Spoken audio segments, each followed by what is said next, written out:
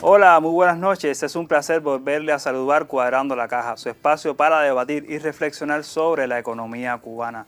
El pasado 5 de enero inició en toda Cuba la campaña de declaración jurada y pago de tributos, un ejercicio que involucra a todos los actores de la economía nacional. Pero ¿cuáles son los principales cambios que se acometerán en el año 2026? ¿Cómo se ejecuta, digamos, ese chequeo previo que se hace con los actores económicos? Además, ¿cómo se involucran los municipios en este proceso? Sobre esto y otros temas estaremos conversando hoy en Cuadrando la Caja. Si le interesa el tema, acompáñenos. Campaña de declaración jurada y pago de tributos. Impuestos sobre utilidades para las personas jurídicas hasta el 31 de marzo. La declaración jurada se presenta con firma digital. Impuestos sobre ingresos personales para las personas naturales se extiende hasta el 30 de abril. Si declara y paga hasta el 28 de febrero, recibe una bonificación del 5% del impuesto a pagar. Y si utiliza los canales de pago electrónicos, obtiene un descuento del 3%. Cumplir con el pago de tus tributos marca tu valor. Y para dialogar sobre este tema de actualidad en la noche de hoy nos acompañan tres expertos de lujo que por primera vez algunos vienen a Cuadrando la Caja. Voy a presentar primeramente a Judith Navarro Ricardo, que es la directora jurídica de la ONAC, que ya en otras ocasiones nos ha acompañado aquí en el espacio. Muy buenas noches, Judith. Buenas noches. También tengo el privilegio que nos acompañe desde la Facultad de Economía de la Universidad de La Habana, la profesora Nancy Quillones Chan. Buenas noches, bienvenida. Buenas noches. Muchas gracias. Y también a alguien que lo hemos visto, pero a veces detrás de cámara, con su proyecto desde el municipio de Boyeros, que es Yasniel Rodríguez Pérez, cotitular y además presidente del proyecto Baluarte, y quien es miembro de la Asociación Nacional de la ANEC en este espacio. Muy buenas noches para ti. Buenas noches. Y bueno, ya conociendo a nuestros invitados, vamos a comenzar con el debate que nos ocupa. Y es que muchas veces conversamos o se escucha hablar sobre el tema de los tributos año tras año, digamos, se posiciona en el debate público mediático este tema. Pero cuando hablamos de tributos, ¿a qué nos referimos? ¿Es solamente una sola figura? ¿Es solamente un solo concepto o lo agrupa más cosas? ¿Y qué peculiaridades podría tener, por ejemplo, en caso de Cuba, que los diferencia del resto de los países? Bien, como bien usted ha dicho, Oscar, los tributos, cuando hablamos de tributos, hablamos en la categoría de forma general. En el caso de nuestro país, los tributos se clasifican en tres: impuestos, tasas y contribuciones. El impuesto, como bien lo dice la palabra, es un impuesto, es una obligación establecida en ley, donde la persona obligada a cumplir con el pago de los del impuesto que sea, no recibe una contraprestación por parte del Estado. Es decir, usted incurrió en el hecho imponible y paga el impuesto, la cuantía que le corresponde, en dependencia del impuesto que sea. En el caso de las tasas, la persona que es obligada a pagar recibe una contraprestación por parte del Estado. El ejemplo más claro de ello es la tasa por servicios aeroportuarios. Y en el caso de la contribución las contribuciones es un pago que hace una persona que no lo va a beneficiar directa o indirectamente, y sí tiene un destino específico la contribución. Que el ejemplo más claro de la contribución es la contribución a la seguridad social, donde todas las personas que estamos vinculados laboralmente, bien sea en el sector estatal o no estatal, están obligados a pagar una contribución a la seguridad social que van a recibir el beneficio una vez que han culminado su vida laboral. En el caso de nuestro país existen tres tipos de contribuciones. Está la contribución a la seguridad social de forma general, la contribución especial a la seguridad social y la contribución territorial para el desarrollo local. Profe, y Yasniel, siempre que hablamos de este tema de los tributos, se resalta que en el carácter de nuestro país, donde tenemos un presupuesto eminentemente social, donde se garantiza un grupo de prestaciones, de servicios, en sentido general, tiene una mayor peso, una mayor responsabilidad. ¿Por qué? ¿Por qué estamos hablando? ¿Por qué es tan importante de que todos comprendamos el hecho de que hay que pagar estos tributos en tiempo y hacerlo de manera correcta? Sí, estos tributos son la base financiera de los servicios públicos que prestan entidades estatales y gubernamentales. Estos servicios públicos, bueno, todos conocemos, ahí está la educación, está la salud, está la infraestructura, está la energía, la electricidad, el agua, está la defensa, está la seguridad, es decir, son servicios que no son prestados por entidades privadas. Son típicamente servicios públicos. Y que se revierte al final en la garantía y en la garantía de calidad de vida de las personas. Claro. Y que tiene que ver también, Yasniel, tú me decías detrás de cámara que es un presupuesto que es deficitario. Sí, claro. O sea, el presupuesto del Estado se financia con ingresos tributarios y no tributarios. Los ingresos tributarios tienen un peso importante dentro de esas fuentes para financiar el presupuesto del Estado, como bien ha explicado la profesora, y por lo tanto de ahí la importancia que generar una mayor disciplina, organización en función de este proceso de recaudación tributaria y sobre todas las cosas también en aras de involucrar a una mayor cantidad de actores, instituciones y demás, sobre todo en un año en el que también, el presupuesto del Estado se financia con pérdida, está arrojando pérdida, es deficitario como se conoce desde el punto de vista económico, y entonces marca una condición especial también la importancia de una mayor responsabilidad en cuanto a todos los contribuyentes para asumirlo. Sin embargo, todos los años en la ley del presupuesto, digamos que cambia, evoluciona y se adapta a las condiciones en que está la economía del país. ¿Por qué se cambia tantas veces la ley del presupuesto y explícitamente, bueno, también los tributos que se aportan a este año? Y si de alguna manera eso no podría crear a veces hasta incertidumbre en los actores de la economía, Judy. Bueno, volviendo, haciendo una aclaración respecto a este tema, el sistema tributario, como bien decía el compañero, se basa también en disminuir el déficit fiscal. Esto viene a través de un principio constitucional también, en el deber de todos los ciudadanos del país de contribuir al gasto público, bien sean entidades estatales y entidades no estatales. Ahora, aparejado a ello, nuestro sistema económico, comercial, tiene sus peculiaridades, tiene sus características y por tanto es obligado todos los años estudiar, hacer una evaluación del sistema como tal, económico en nuestro país y junto con ello del sistema tributario.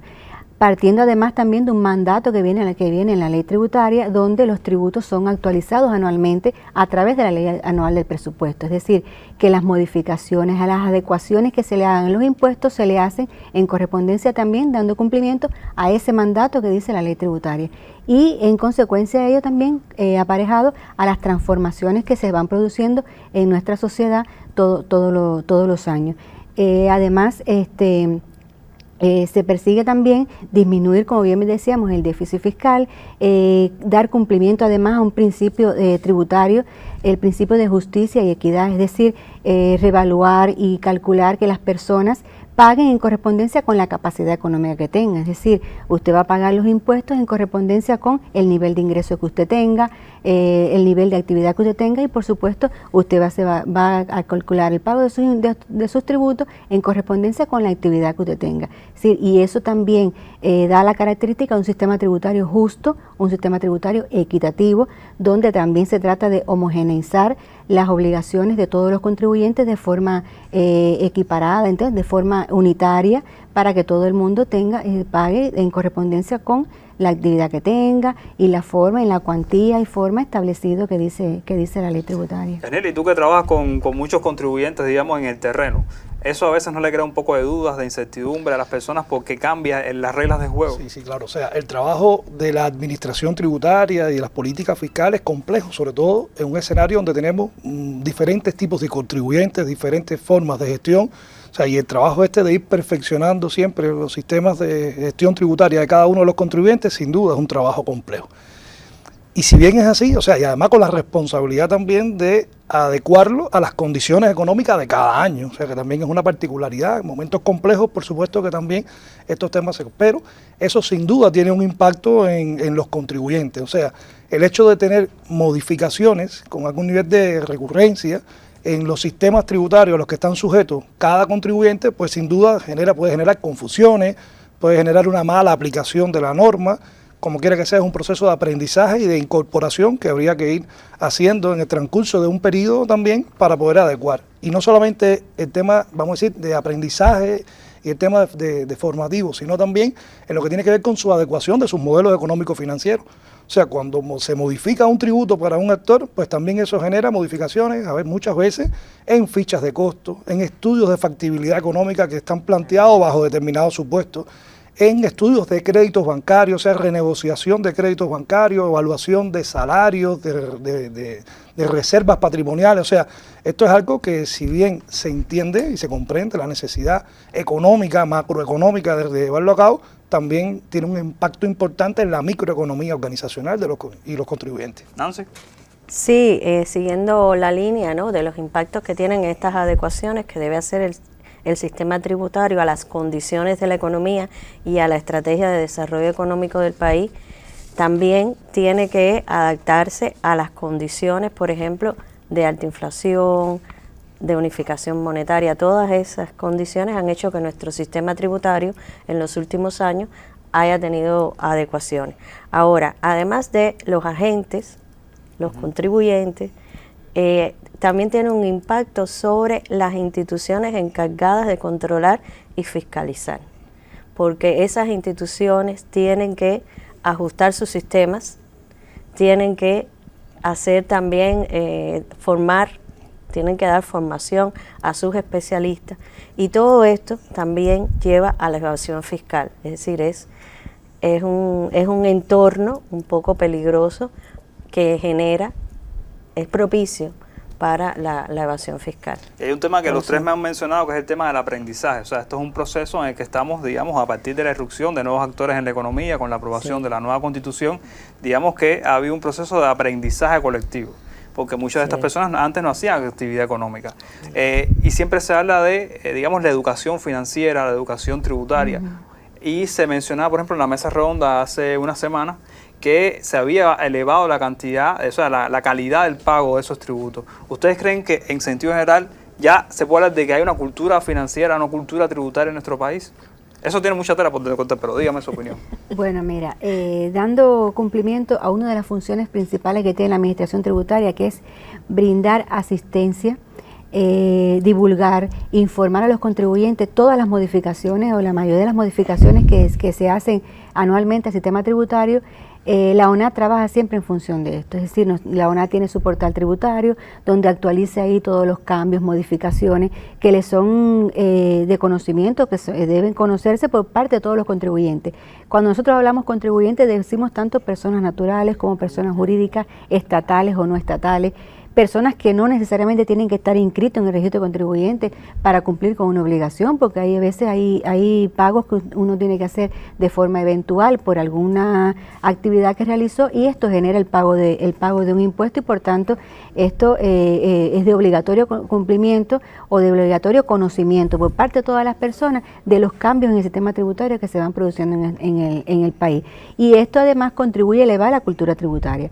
No podemos decir que tenemos una cultura tributaria de excelencia. Consideramos que todavía es insuficiente porque tenemos que seguir trabajando, porque todavía hay contribuyentes que desconocen cuáles son los documentos que tienen que llevar para llevar su negocio de forma correcta, y entonces eso genera incultura tributaria, eso genera desconocimientos tributarios. Te doy este último minuto del primer bloque. ¿Qué piensas de esto? Realmente yo siempre prefiero ver la mitad del vaso que está lleno. Por tu experiencia. Y por nuestra experiencia también podemos asegurarte que sí, que hay una mayor cultura, una mayor educación financiera y tributaria también en los actores, y recordemos que también hay contribuyentes que no son actores económicos y que también participan y tienen un aporte importante en esto.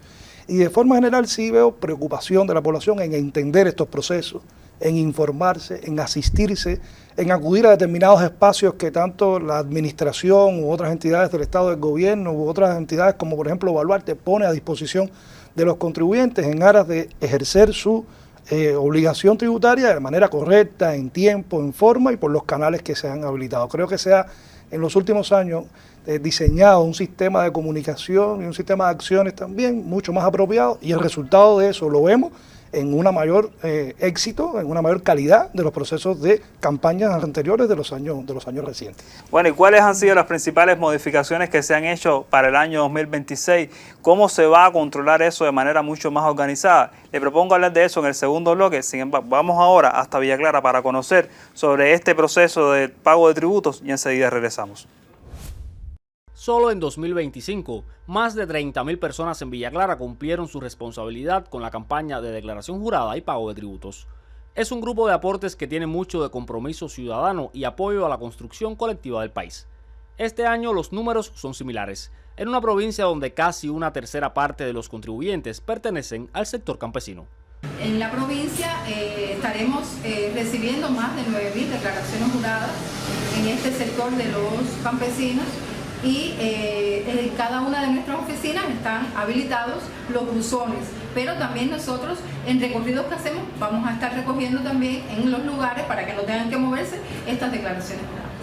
Entre las iniciativas de la actual campaña para los campesinos obligados a presentar su declaración jurada sobre ingresos personales, aparece la entrega de la documentación a cada contribuyente en formato físico, una manera de facilitar el trabajo para aquellos que viven en lugares apartados o que aún les cuesta manejar las herramientas digitales. Sin embargo, no es la única. Sacamos nuestros listados, nos llegamos a las casas, utilizamos mucho las redes sociales para que todos los contribuyentes tengan el conocimiento de cómo está siguiendo la campaña, de cómo vamos, de lo que se está haciendo. Los llamamos por teléfono, insistimos con sus direcciones, nos apoyamos mucho en la actividad de los consejos populares con los presidentes de CDR, con los integrantes de la FMC también. Nos auxiliamos de los facilitadores que cada una de las CCS preparamos, le damos la capacitación y bueno, a través de todos esos registros de los ingresos que hayamos tenido en todo el año nuestros usufructuarios, pues así estos facilitadores nos llenan la declaración jurada número 12, que es lo que entrega cada uno de los campesinos, y así, bueno, vamos dando nosotros seguimiento. Tanto para usufructuarios de tierras, propietarios de ganado o productores individuales, cumplir en tiempo su responsabilidad ciudadana no significa solo aprovechar las bonificaciones, sino responder a una necesidad fundamental.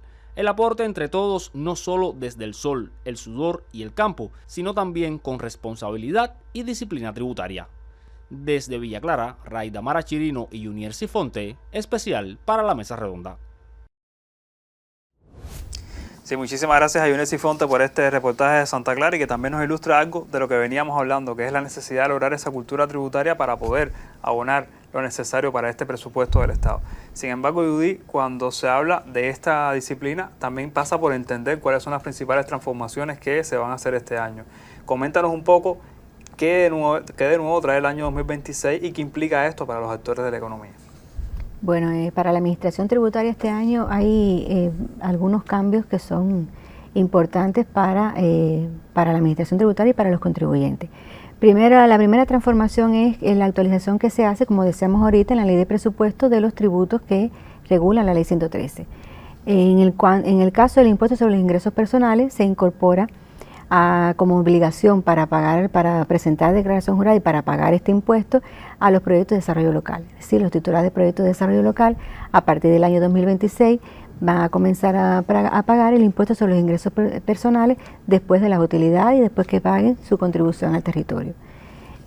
Otra de las modificaciones que aparecen en la ley de presupuesto es también en cuanto al impuesto sobre utilidades para los PDL, que hasta el momento pagaban, es decir, hasta el año 2025 pagaban o aplicaban un tipo impositivo del 15% para el impuesto sobre utilidades y a partir del año 2026 van a comenzar a aplicar el 35%. Y de esta forma se equipara, al igual que el sector estatal, es decir, la empresa estatal socialista, las MIPYME, la CNA, que tienen establecido el mismo tipo impositivo. Y en el caso del impuesto sobre las ventas, que hasta el momento los PDL pagaban el 10% sobre las ventas minoristas y a partir de ahora se va a gravar la totalidad de las ventas, al igual que las MIPYME, al igual que la CNA. Esas son una de las principales transformaciones que establece la ley de presupuesto.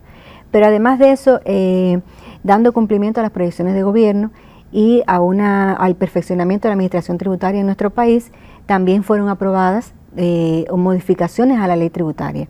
En cuanto al régimen de sanciones, ¿sí? Fue aprobado o fue publicado ya en la Gaceta Oficial número 97 el 23 de diciembre del año 2025 el decreto ley 107 que modifica la ley 103 sistema tributario y el decreto 131 que modifica el decreto 308 reglamento de las normas generales y procedimientos tributarios.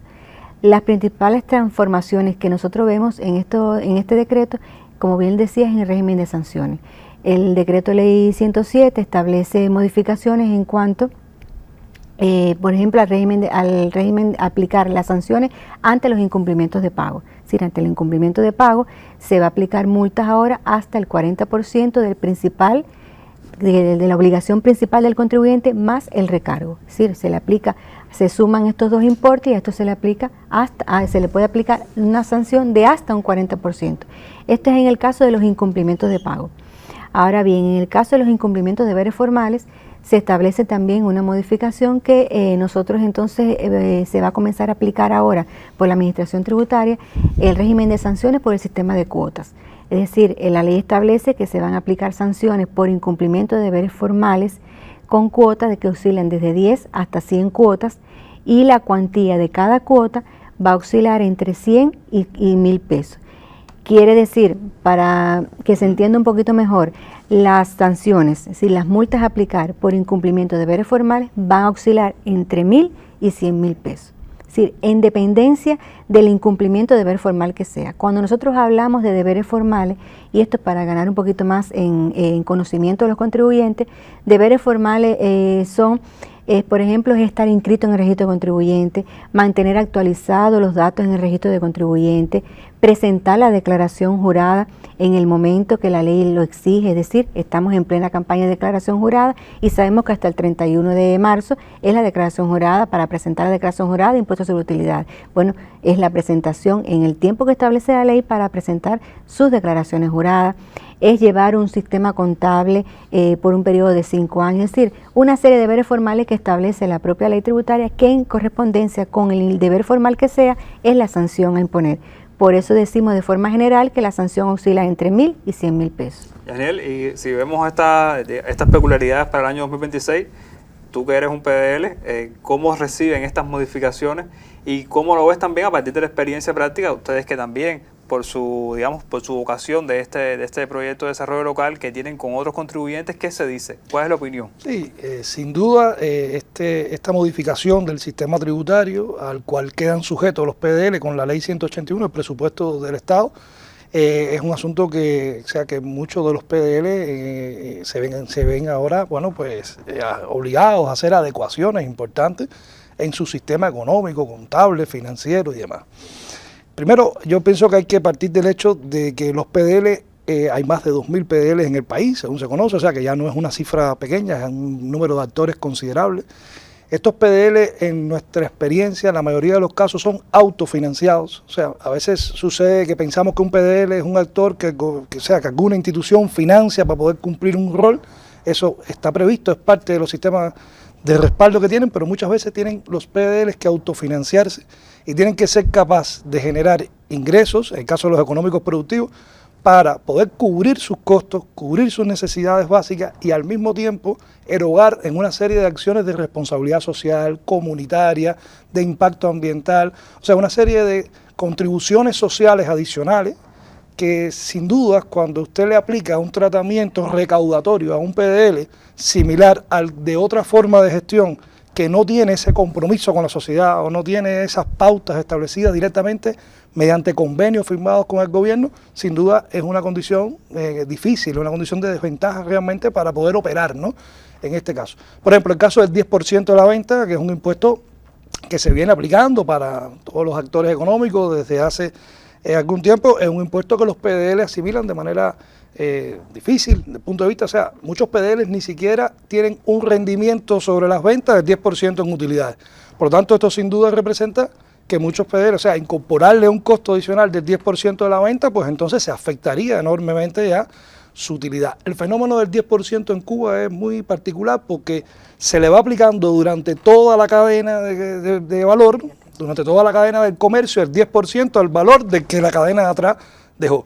O sea, cuando está el productor y el productor lo hace el distribuidor y el distribuidor el establecimiento y el establecimiento luego lo vende minorista a la población, cada uno de los actores de esa cadena pues le va incorporando el 10% del impuesto. Entonces encarece al final el servicio de la población. Y eso tiene al final un efecto. ¿Qué sucede? Los proyectos de desarrollo local, por su vocación social, por su impacto en el territorio, o sea, no se diseñaron de esa manera seguramente, o sea, pensando en otra cosa que no fuera aportar bienestar a la población. Y por lo tanto, un elemento, un incentivo que generaba no solamente a ellos, sino también a esos consumidores finales era precisamente pues eximirlos de algunos impuestos o ofrecerles determinadas bonificaciones. Eso relativo al 10%. En el caso de las utilidades también. O sea, recordemos, o sea, el PDL pagaba 15% de las utilidades, ahora se equipara con otros actores en cuanto al 35% de las utilidades, Lo que sucede es que los PDLs también tienen un destino diferente con las utilidades después de impuestos en comparación con otros actores. O sea, esas utilidades después de impuestos que se obtienen en un PDL, pues también una buena parte de ellas, o sea, por norma se establece que hasta el 50%, no menos del 50%, se deben quedar en el PDL para fortalecer las capacidades del PDL. Y del otro 50%, pues se acuerda con la administración para poder financiar el fondo de fideicomiso para que otros actores del territorio también se desarrolle. Pero esto tiene también una cosa que ver con el principio de generalidad en la aplicación de los tributos, ¿no? Claro, como decíamos inicialmente, el sistema tributario trata de homogeneizar las obligaciones a todos los actores Y económicos. esas transformaciones la han atravesado también, por ejemplo, las MIPYME, que en un momento estaban exoneradas de cierta carga tributaria y después se generalizó. Efectivamente, es válido señalar, cuando surgen los proyectos de desarrollo local, es decir, los PDL, surgen en un momento donde no existían las MIPYME. Y los proyectos de desarrollo local son aprobados por los gobiernos de cada territorio para cumplir un destino específico, para dar cumplimiento a un fin social en beneficio que puede beneficiar al territorio, obtener ingresos para dar un servicio que beneficia a la localidad. Por supuesto que ¿qué ha pasado? ¿Qué ha venido pasando que nosotros hemos podido ver? Por ejemplo, cuando no surgió el PDL, no existía la MIPYME, pero ahora en estos momentos existen proyectos de desarrollo local que también el titular del proyecto de desarrollo local es un trabajador por cuenta propia o es un socio de la MIPYME y sin embargo entonces puede importar y realiza las importaciones y sin embargo las importaciones salen a través del PDL y entonces tenía el beneficio del 15% y no se aportaba entonces por el % en realidad que correspondía por la MIPYME. Y entonces hay situaciones que se están estudiando, no podemos decir que se van a valorar, se analizan y se estudian. Como decíamos, todos los años se estudia y se analiza la situación, el entorno económico de nuestro país y se hacen las valoraciones, los análisis necesarios para cuando va a salir la ley de presupuesto, cuando se va a redactar la ley de presupuesto para el próximo año. Podemos decir que esto se va valorando y se va estudiando todos los años, pero sí hay situaciones que se han dado con los PDL que por supuesto son situaciones Y que por supuesto estas transformaciones, y le hemos dedicado un fragmento de nuestro programa a discutir sobre este tema porque son los principales cambios que se han hecho. Sin embargo, cuando se habla, por ejemplo, de acciones de control fiscal, es solamente para sancionar, siempre pensamos en la multa, o sea, el destino, el deber ser de la ONAT es para poner multa. No, la razón de ser de la Administración Tributaria no es la imposición de sanciones, al contrario, como decíamos, nuestro objetivo es brindar asistencia a los contribuyentes con el fin de que se recauden los tributos en la forma que tiene que ser establecida. De hecho, es importante señalar que nosotros no nos planificamos en la recaudación. Todos los años no se planifica nunca ingresos por concepto de multas y recargo. Esa planificación no existe en la Administración Tributaria. Cuando la ONAT realiza una acción de control fiscal, está por supuesto revisando a los contribuyentes cómo realizan su actividad, el nivel de actividad que tienen y demás, y hace una revisión del cumplimiento del cálculo de sus tributos y el cumplimiento de sus obligaciones tributarias, con un fin de educar y enseñar y crear una disciplina tributaria en los contribuyentes. A ver, a los ojos de la población puede parecer casi igual un tributo que una sanción.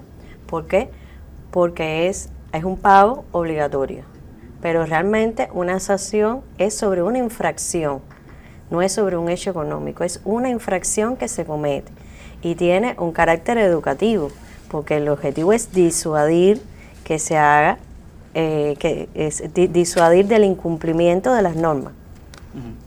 Por ejemplo, evasión fiscal, falta de declaración de ingresos, cosas así. Entonces, realmente es totalmente distinto. Entonces no es el carácter de policía malo el que siempre tiene la ONAT. No, pero sin embargo, sabemos que también se aplican algunas para incentivar, no solamente para sancionar, y sobre todo para moldear esa educación financiera y tributaria para lograrla. Vamos entonces a conocer un poco cuáles son esas características, pero vamos a escuchar la opinión del cuarto panelista del programa, el gurú de Jatibonico, antes de seguir encuadrando la caja.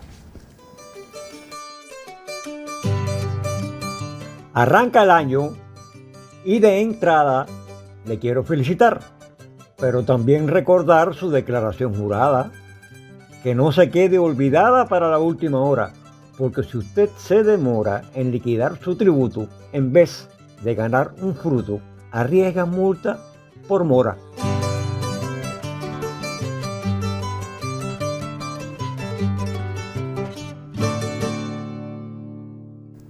Y después de escuchar esta interesante opinión de nuestro cuarto panelista del programa, se nos queda un tema por abordar en el anterior bloque, que es el tema de los incentivos. O sea, también desde la administración tributaria se establecen incentivos para mejorar esta tributación.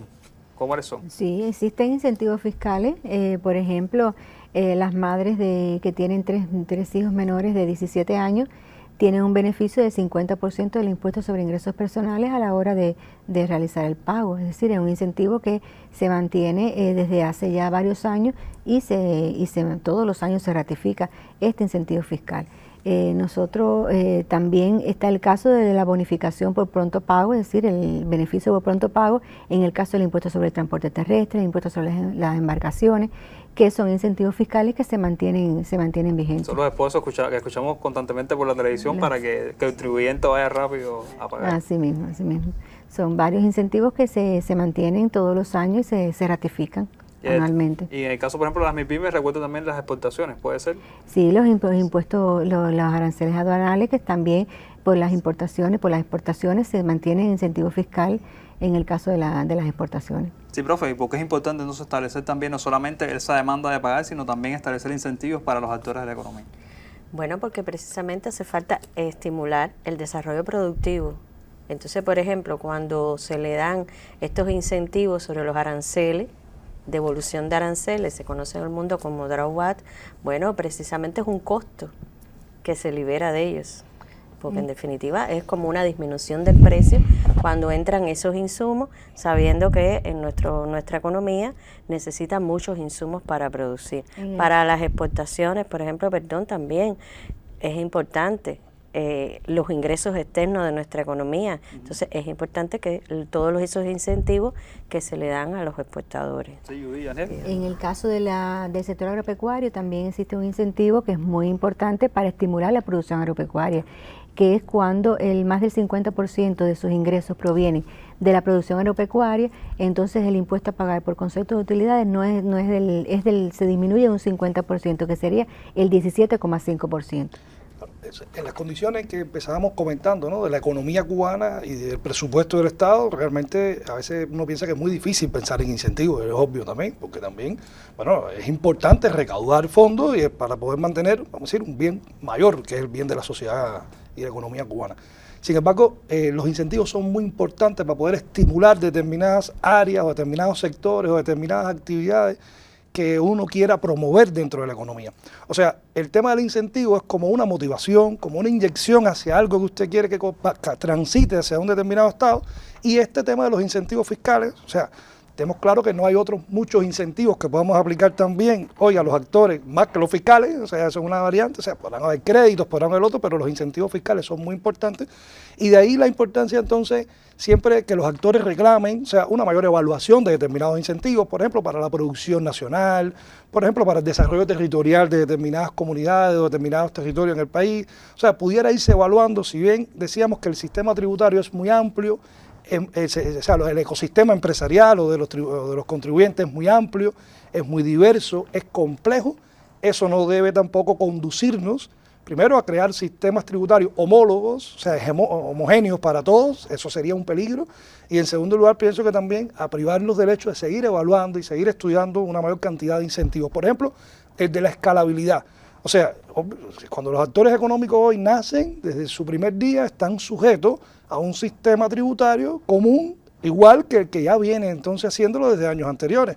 Y eso sin duda le crea una situación desventajosa para poder entonces desarrollar y llevar adelante su iniciativa económica. Y uno de los temas que te estaba refiriendo era, por ejemplo, el del desarrollo territorial. Y creo que es una de las preguntas que siempre se hace público cuando intercambia estos temas. De hecho, fue una de las preguntas que nos hacían. ¿Qué pasa en los territorios? Porque muchas veces la propia consumidor, la propia población no conoce cuál es el destino principal de esos impuestos, de esos tributos que se recogen, y además cuál es el manejo que se hace en el territorio, en el municipio, que es el principal actor económico y es donde están las diferentes empresas, las entidades, ese TCP que muchas veces aporta. ¿Cómo ustedes evalúan que está pasando esto en el territorio? ¿Realmente los municipios se han empoderado a partir de esta estrategia que tiene el país, digamos, de darle la posibilidad que administren mejor esos recursos? ¿Qué opinan ustedes? Bueno, siempre dejan la palabra primero. Bueno, Como parte también del perfeccionamiento del sistema de los órganos locales del Poder Popular, se le ha dado mayor autonomía.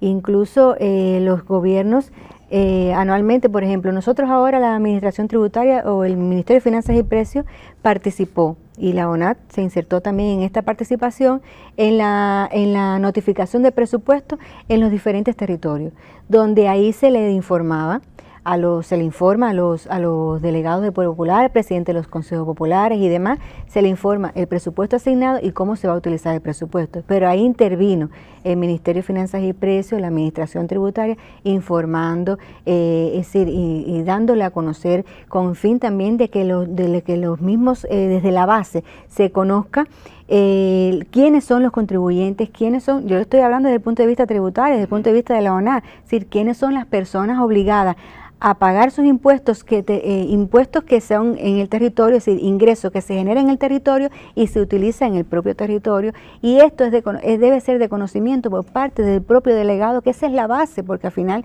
el delegado del Poder Popular es el que está ahí directamente con los contribuyentes, está interactuando con ellos constantemente, diariamente con las personas, y en eso se basa también el trabajo de conjunto que realiza la ONAT con los gobiernos, como una forma de transparentar el destino que se le da a los impuestos, a los ingresos que se generan en el territorio y que por supuesto se distribuyen, se redistribuyen dentro de la localidad. Profe, ¿usted cree que realmente ya los municipios se han empoderado, como decíamos, conocen o están conscientes del papel de decirle a ese contribuyente que es importante que usted cumpla con su deber fiscal, con su deber tributario?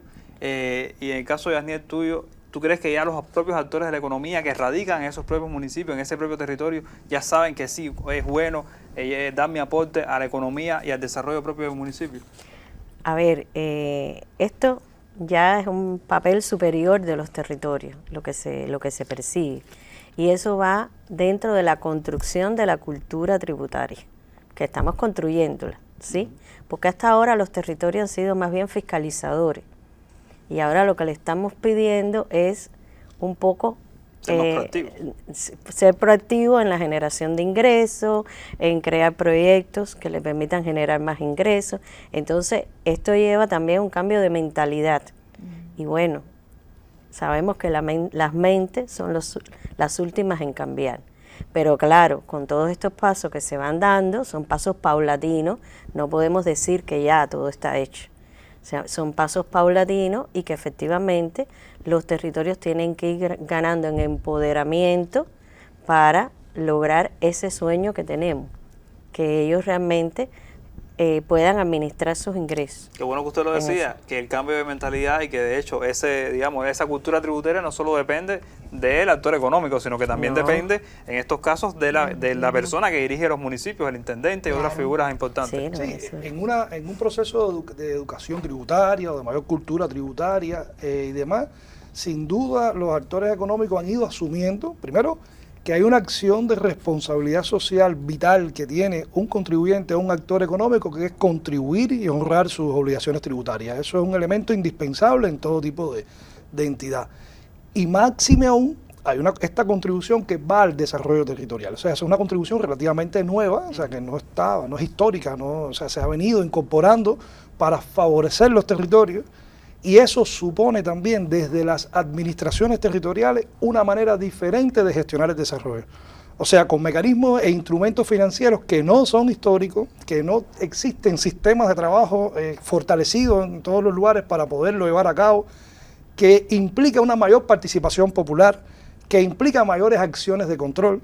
O sea, eso también es algo que poco a poco se va educando y que desde el punto de vista, yo creo que económico es muy viable, es una contribución que impacta, fíjese que como decía Judy al inicio, es una contribución por la cual él recibe una contraprestación que al final es en el desarrollo del territorio, de infraestructura, de servicios públicos, pero sin duda eso es algo que necesita ser mejor comunicado, necesita ser mejor gestionado, necesita un mayor nivel de participación entre todos los actores de transformación y de desarrollo de un territorio, y en eso realmente hay mucho que podemos hacer. Creo que los proyectos de desarrollo local de alguna manera también han aportado eso. Hay una parte importante de ese fondo de desarrollo que también se puede utilizar para fondos de fideicomiso para desarrollar actores dentro del territorio que también promuevan a su vez más desarrollo.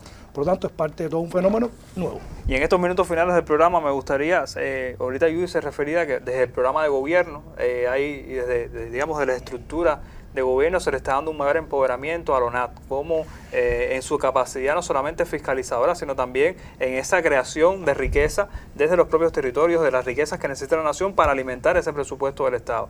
Sin embargo, se habla de que hay una necesidad de crear una nueva ley tributaria, porque la que tenemos ya está un poco envejecida, incluso anterior a los cambios que se han hecho en la economía. ¿Por qué Cuba, y díganme los tres, por qué Cuba necesita entonces una nueva ley tributaria y qué elementos tendría para estar más acorde a los tiempos que estamos viviendo? Bueno, el principal elemento es que hoy tenemos una ley tributaria que está en vigor desde el año 2013.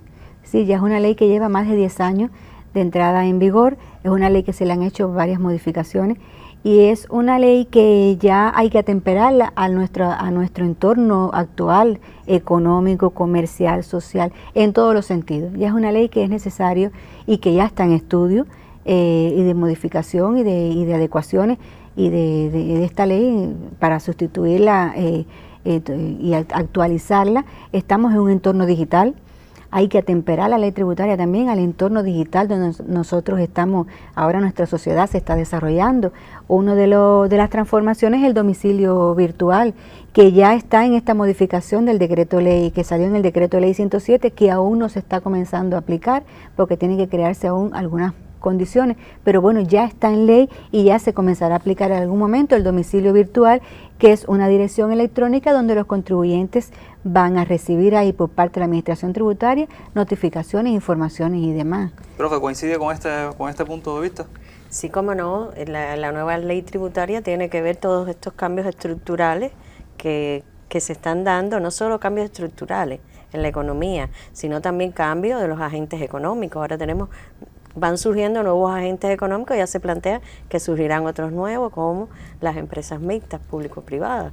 Eso tiene que recogerlo la nueva ley. Tiene que recogerlo la nueva ley. También tenemos que pensar en posibilidades de ampliar la base de ingresos, porque realmente hay impuestos, hay en otros países otras contribuciones que en Cuba no se hacen. Por ejemplo, el impuesto sobre la propiedad de la vivienda. Aquí en Cuba todo que se ha pospuesto por las condiciones de la economía en la que estamos. O sea, no estamos hablando aquí para que tampoco haya malas interpretaciones de que la nueva ley va a establecer de que se va a cobrar ese impuesto, pero está previsto, pero por las condiciones de la propia economía todavía no se ha puesto en práctica. Yo pienso que es necesaria una nueva ley, sobre todo entendiendo que ha habido muchas transformaciones, hay un ejercicio jurídico que se hace todos los años, que es de ir adecuando, o sea, los artículos los que van modificándose en la norma.